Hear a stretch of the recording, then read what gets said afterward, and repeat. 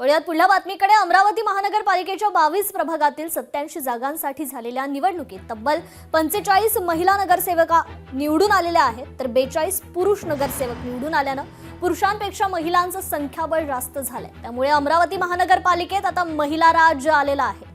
87 जागांपैकी 44 जागा महिलांसाठी आरक्षित होत्या. त्यात अनुसूचित जाती प्रवर्गासाठी 8, अनुसूचित जमाती प्रवर्गासाठी 1, तर नागरिकांचा मागास प्रवर्गासाठी 12 जागा आरक्षित होत्या.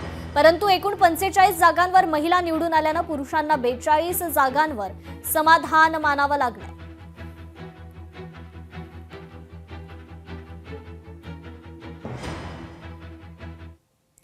तर 10-12 वर्षात जातीभेद संपुष्टात येईल, सरसंघचालक मोहन भागवत यांचं हे प्रतिपादन आहे.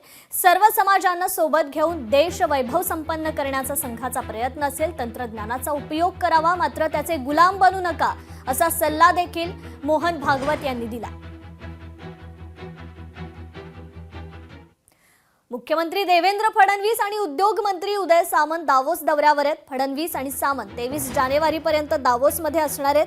आर्थिक गुंतवणूक महाराष्ट्रात आणण्यावर राज्य सरकारचा यावेळी भर असणार आहे. मागील वर्षी राज्य सरकारकडून 16 लाख कोटी रुपयांचे एमओयू करण्यात आले होते, ज्यातील जवळपास 72% एमओयू प्रत्यक्षात उतरल्याचा मुख्यमंत्र्यांकडून विधानसभेतील भाषणात दावा करण्यात आला होता. राज्य सरकारकडून 16 लाख कोटींहून अधिकच्या एमओयूचं यावेळी लक्ष असणार आहे. डावोसला ते आहेत, काय गुंतवणूक वगैरे आणतात असं म्हणतात. ते अनेक वर्ष डावोसला जातात, पण गुंतवणूक महाराष्ट्रात दिसत नाही कुठे. त्यांची सगळी गुंतवणूक ही निवडणुकीमध्ये असते, स्वतःची, नगरपालिकांपासून लोकसभेपर्यंत. त्याच्यामुळे जी गुंतवणूक परदेशातून यायला पाहिजे ती आम्हाला कधीच दिसली नाही. आणि डावोसला बसून पण ते महानगरपालिकेचंच राजकारण करणार तिथे बसून. तर डावोसला जाता कशाला? मग इथे बसून डावोसची इन्व्हेस्टमेंट आणा ना तुम्ही. लोकशाही मराठी ऐका, पहा, जागरूक रहा.